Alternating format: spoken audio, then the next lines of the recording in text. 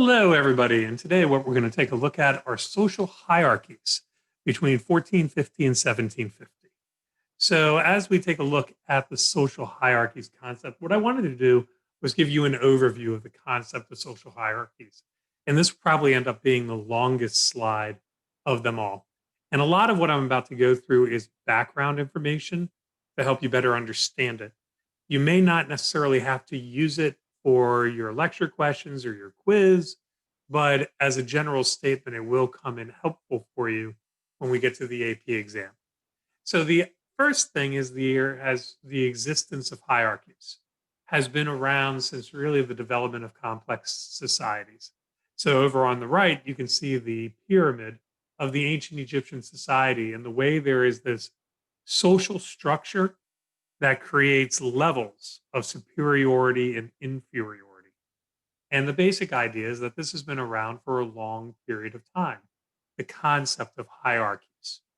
And what hierarchies do is they provide privilege and access to the different groups depending on where you are. So obviously, the higher up you are, the more privilege and more access to power and wealth you will have. And the lower on the social pyramid you are, the less privilege and the less access you will have. So hierarchies are sometimes reinforced by religion.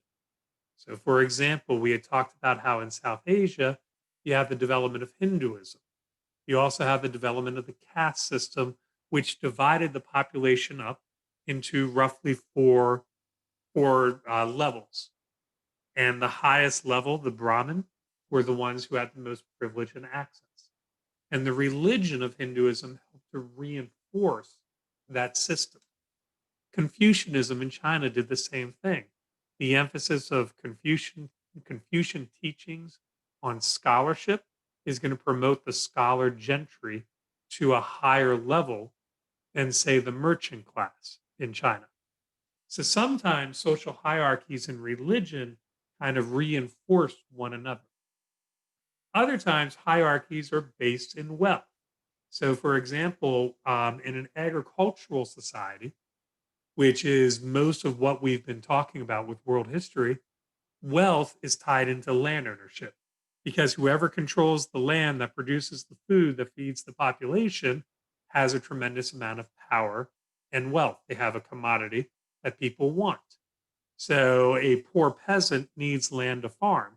The landowner can use their position to get payments, what we might call rent, that further enriches the upper class or the landowning class, and also keeps that lower class of the peasants in a position of being at the bottom rung of society. But what's happening now in 1450 to 1750 is the commercial revolution is developing. We're seeing a growth of European based trade. And this growth of European based trade is going to create new political and economic elite. And that's a phrase that you want to get familiar with regards to AP World History. Political and economic elite, the higher ups of the social hierarchy. This new wealth is going to create new groups. And those new groups are going to have to find their position within the social hierarchy. So we want to also recognize that hierarchies change. So, for example, your idea of wealth in the 1200s, which would be the landowner, is going to be replaced in the 1800s with the industrialist or with the factory owner. And today we could talk about how the celebrity has kind of overtaken those older models of ticket to wealth. So you have this idea that hierarchies can be combined with wealth, but that changes because the source of wealth changes over time as well. So there's different ways to determine hierarchies within a society. One way that you can determine a hierarchy is through religion. So obviously one way you can determine hierarchy is through wealth. But you can also determine it through religion. In other words, the vast majority of people belong to one religion, therefore the minority is viewed as inferior, as having fewer rights, fewer privileges, because the majority of people belong to the religion of the masses, if you will. So if you think about Europe before the Reformation, to be Catholic was to be privileged, and to be non-Catholic was to be in a status of second class citizenship. Ethnicity, or what we might refer to as racial hierarchies, are also going to form. And in a lot of ways, this racial hierarchy, this ethnic hierarchy, is going to start really taking off between 1450 and 1750, as we'll see in the Americas. And a third way to do it is through the classic professions. And here on the right, you have the Egyptians, and everything is just a different type of profession. But the Hindu caste system also works off of professions. The Chinese social hierarchy works off of professions. There's a reason why the scholars are on top and the merchants are on the bottom. So sometimes you can do this on the basis of professions. And the purpose of hierarchies is to preserve the status quo. It provides order. It keeps society in order because people know their place and people know their role within society. It also helps to preserve the wealth and power of the upper class. If I live in a society that have these rigid hierarchies and I'm on the top, I want to maintain that because it keeps me on the top. I want to teach everybody that those social hierarchies are imperative to maintaining stability and social order. It also helps maintain control over diverse populations. Now, this is a really important concept that develops later as we get to bigger and bigger empires. For our unit, 1450 to 1750, we have several types of empires developing and growing. They're the Mughal Empire, the Ottoman Empire, the Qing Empire, the Tokugawa Shogunate, the Russian Empire, the various states of Europe and their maritime empires, the Songhai Empire, the Safavid Empire. All of these empires are much larger than any empire we've ever seen before. And these empires require the maintenance of cooperation amongst diverse groups. And when you have hierarchies in place that establish an order, there's a way of maintaining control over these diverse populations. So, social hierarchies play an important role in maintaining complex societies. Now, of course, the downside to social hierarchies is that you have a privileged few who enjoy much of the wealth and privileges, if you will, of the society, while a vast majority of people are doing all the work and enjoying very little of the fruits of their labor. And that brings me to the last thing, the rigidity of hierarchies. The rigidity of hierarchies is that basic concept that whatever level you're born into, that's the level that's gonna define your life. So there's very little social mobility in the system. Now, you could look at Hinduism and see that people who marry out of their caste, that is a way of moving up. You could look in China and see that doing well on the civil service exam allows you access. You could see a lot of examples of where people could move up, but the opportunities for social mobility were much more limited than we like to acknowledge. And in a lot of ways, we've been dealing with this issue of hierarchies within a society forever. And there's been a lot of questions about how to deal with the inequalities created by these social hierarchies.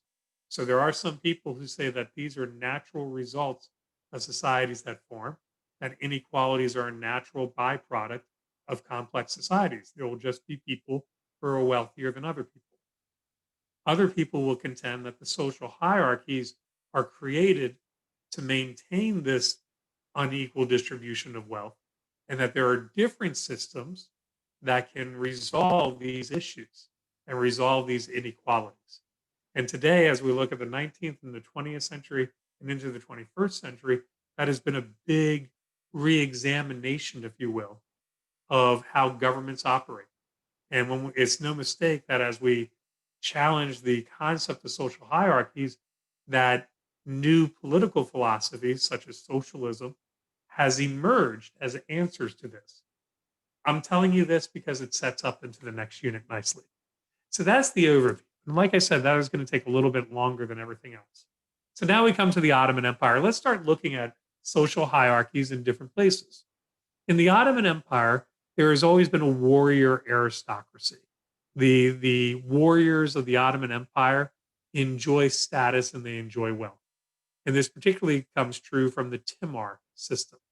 The Timar system is a practice of the Sultan rewarding the warriors with land grants. I'm sorry, I ran out of breath. So a warrior who fights for the empire can expect land as payment. And of course, land ownership during this time is the basis of wealth.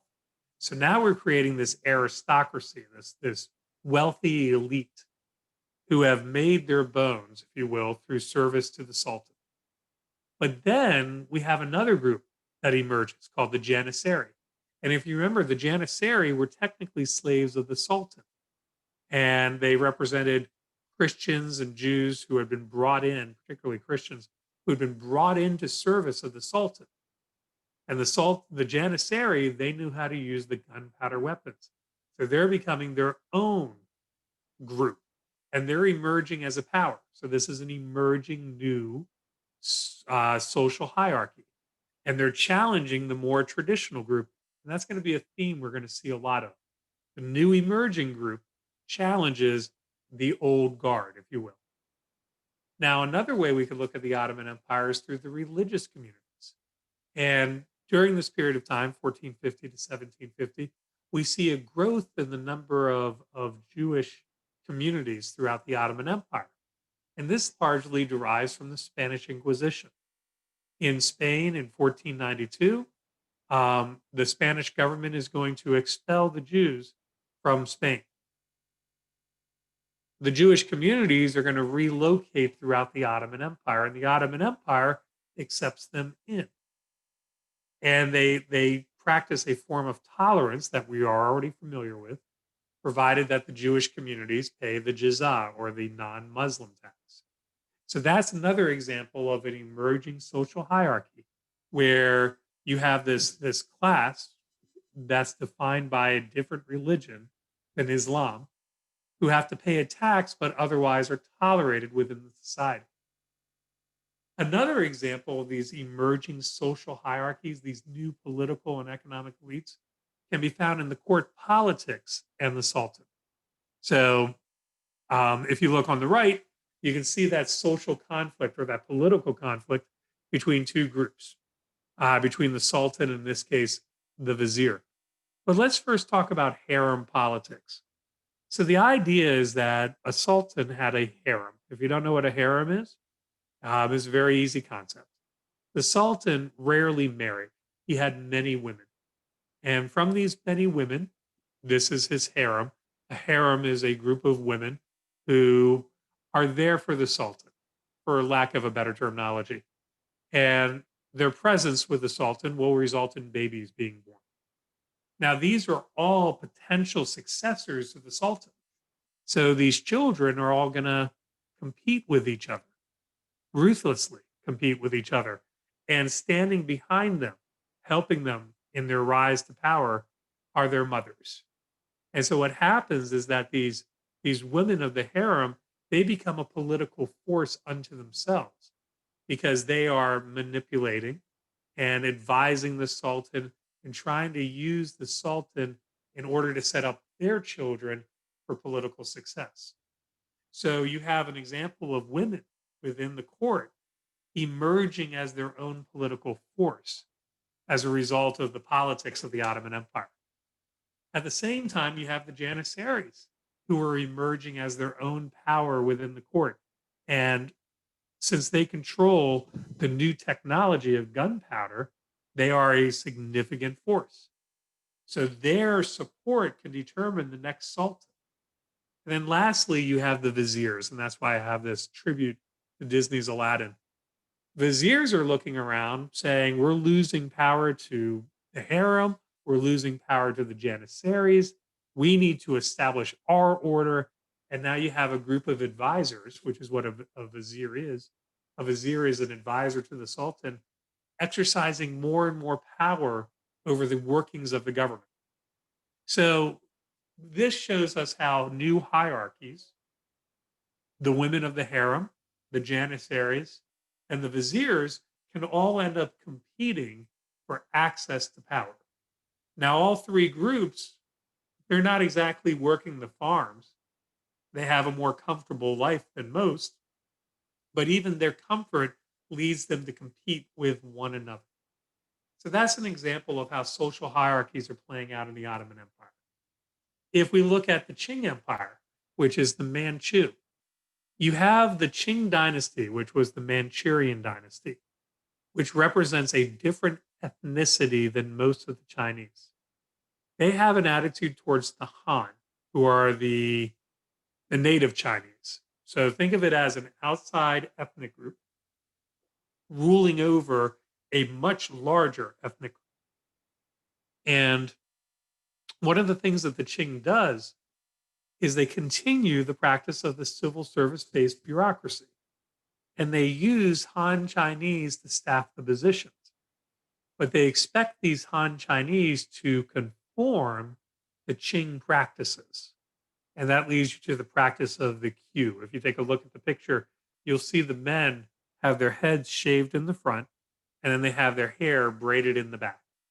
Now, that is the Manchurian way or the Qing way of wearing hair.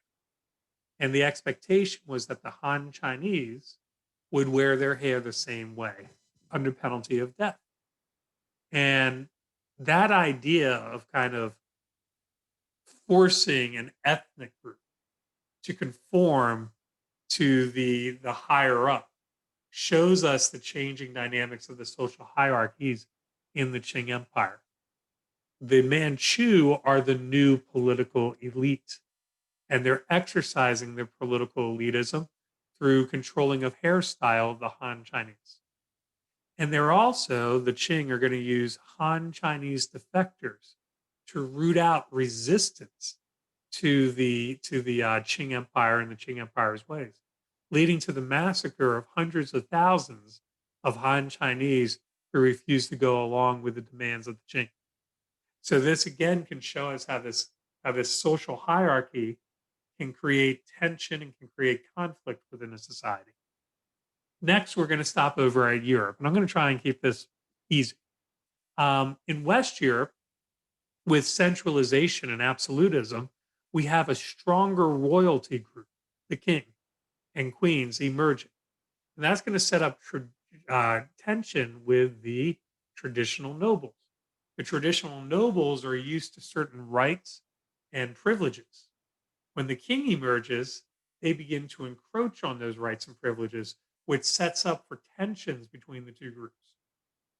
But while that has happened, I mean, if you think about it, the king has been around for a long time. It's just that the king is becoming more powerful, and the bureaucracy of the king is becoming more powerful. And the nobility are finding problems with this emerging centralized government. But then the commercial revolution is going on at the same time, and a new class is emerging, a middle class called the bourgeoisie. And the bourgeoisie's wealth is being generated from this new trade. They're the ones who are getting engaged in the sugar trade. They're the ones who are importing spices into Europe. They're the ones who are profiting from the transatlantic slave trade. So this new bourgeoisie class isn't just the merchants, but industries that grow out of the merchants. For example, the joint stock company is a financial innovation. With the growth of financial innovations, you need banking, and bankers are going to start emerging. With these new contracts, you're going to need lawyers. Lawyers start emerging in greater numbers. And this developing bourgeoisie class is increasing its wealth and increasing its power within society.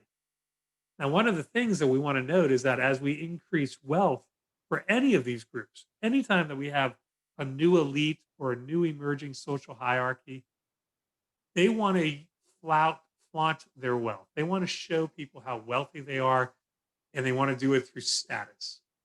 And so this is going to have an impact on the arts, the patronage and the commission of artwork, of new music.